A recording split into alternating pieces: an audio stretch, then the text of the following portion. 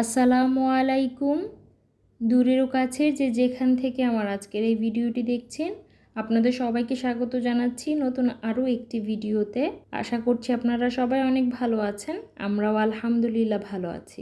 বরাবরের মতো আমি সাদিয়া থাকছি ভিডিও জুড়ে। 2026-এর এসএসসি পরীক্ষার রেজাল্ট দিয়ে দিয়েছে, আর আমাদের আত্মীয় স্বজনদের মধ্যে আমার ভাগ্নে ছিল, সে পরীক্ষা দিয়েছে। যতটা আশা আমরা করেছিলাম তার থেকে অনেক বেশি ভালো সে করেছে আলহামদুলিল্লাহ। আর তার জন্য তার বাবা খুশি হয়ে আমাদের টাকা পাঠিয়েছে, আমরা যেন অবশ্যই আমরা কিছু বাইরে খেয়ে নেই। আমরা বলতে আমার হাজব্যান্ডকে, মানে শ্যালক আর শালিকাকে টাকা পাঠিয়েছে যাতে তার পরিবারকে নিয়ে তারা বাইরে খেতে পারে। আর আমার বাবার বাড়িতেও বলেছে মিষ্টি দিতে। তো যেহেতু আমার বাবার বাড়ির সবার ডায়াবেটিক্স, তাই আমি আমার হাজব্যান্ডকে সাজেস্ট করেছি মিষ্টি না দিয়ে দই দাও। তো এইটাই হচ্ছে রসের ফোঁটার সেই দইটা।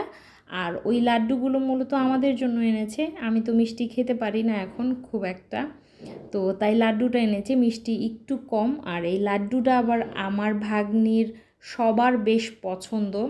সবাই আমার ভাগ্নের জন্য দোয়া করবেন, ও যেন একটা ভালো কলেজে ভর্তি হতে পারে।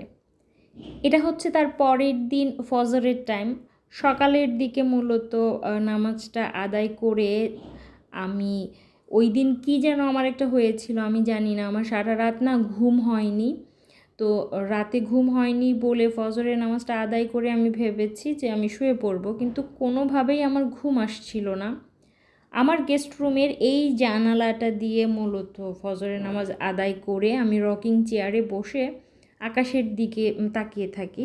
আর ওই যে দেখছেন একটুখানি ফাঁক জায়গা, ওইটা দিয়েই আকাশ দেখা যায়। আমি ওভাবেই তাকিয়ে থাকি আর কি। আমার জীবনের অনেক বড় একটা আক্ষেপ, আমি ওপেন বারান্দা পাইনি, মানে সামনে থেকে আকাশ দেখা যাবে, বারান্দাতে বসে বৃষ্টি দেখা যাবে, এমন কোনো জায়গা আমি বিয়ের পরে এই গোটা 10 বছরে যতটা বাসায় আমি চেঞ্জ করেছি একটাতেও ওই রকমভাবে পাইনি। এই আক্ষেপটা জানি না কখনো পূরণ হবে কি না।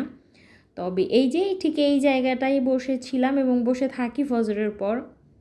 ফজর নামাজ আদায় করে কিন্তু তারপরে বহু কষ্টে আল্লাহর নাম নিয়ে মূলত ঘুমিয়েছিলাম। তারপর মোটামুটি 11টা নাগাদ ঘুম ভেঙেছে। আর এসেছে হচ্ছে ভাতিজাকে কিন্তু স্কুল ড্রেস পরা আমি আজকেই প্রথম দেখছি। সে তার স্কুল চেঞ্জ করেছে, আগে যে মাদ্রাসাটায় পড়তো এখন ভর্তি হয়েছে ইংলিশ মিডিয়াম একটা স্কুলে। ভাতিজার এই স্কুলে আমার সবচাইতে যেটা বেশি ভালো লাগে, আরবি শিক্ষাও কিন্তু এখানে খুব সুন্দরভাবে দেয়া হয়। ভাতিজা চলে গেলে যে এসেছি রান্নাঘরে, আর এসে না আমার প্রচণ্ড মাথা ব্যথা করছিল, মনে হচ্ছিল কিছু খেতে হবে, হেভি কিছু খাবো এমনটাই ভেবে চুলায় একটু পানি বসিয়ে দিয়েছি লবণ দিয়ে।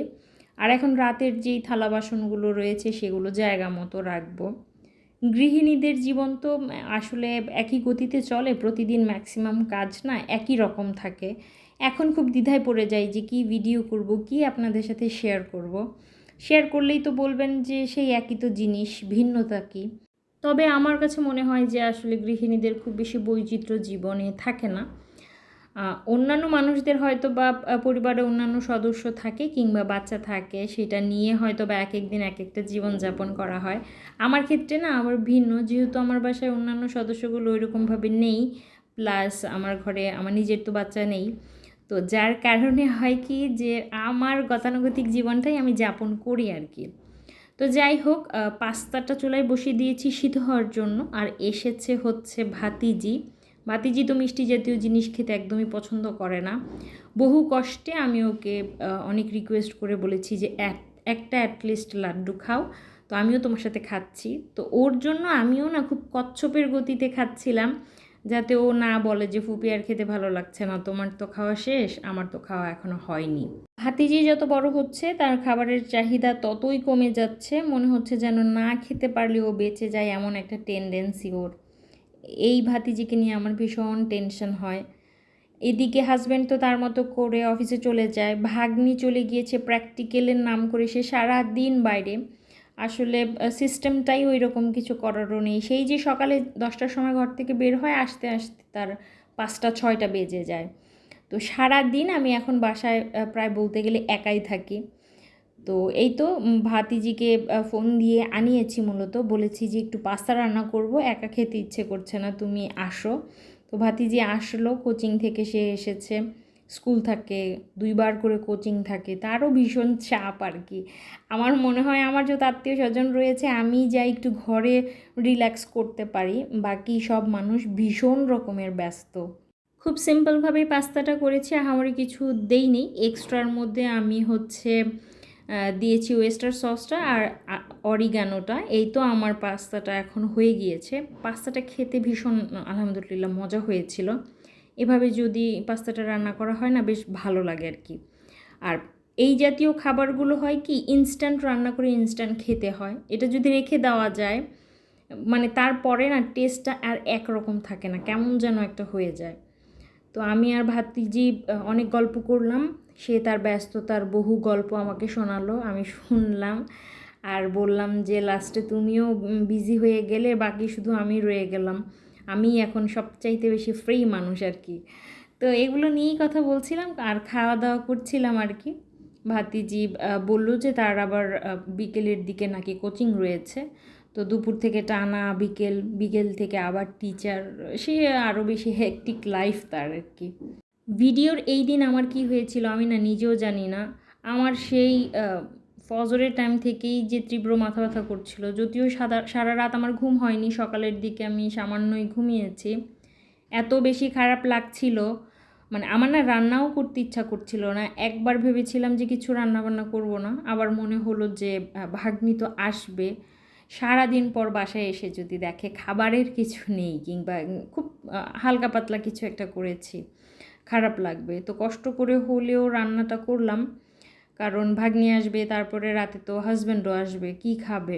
একার জন্য হলে না আমি দেখেছি আমার ক্ষেত্রে যেটা হয়, রান্না করতে ইচ্ছা করে না। আমি হলে তো রান্নাই করতাম না, তবে ওদের দুইজনের কথা চিন্তা করে হলেও খারাপ লাগছিল ভীষণ শরীরটা, তবুও আমি রান্না করছিলাম।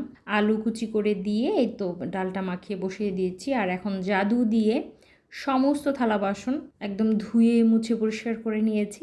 দেখাতেই ভুলে গিয়েছি যে কতটা সুন্দর করে ধুয়েছি। যাই হোক, তো এই ফাঁকে যখন আমি জাদু করছিলাম থালা বাসনে, তখন কিন্তু আমার ডালটা হয়ে গিয়েছে।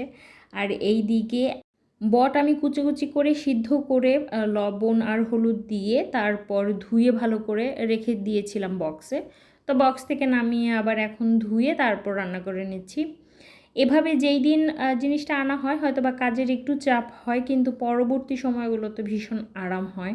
তো এখন থেকে আমি এইভাবেই রাখবো ইনশাল্লাহ। আমি দেখলাম যে বেশ সহজ হয় হঠাৎ করে রান্না করতে গেলে, রান্নার ক্ষেত্রে।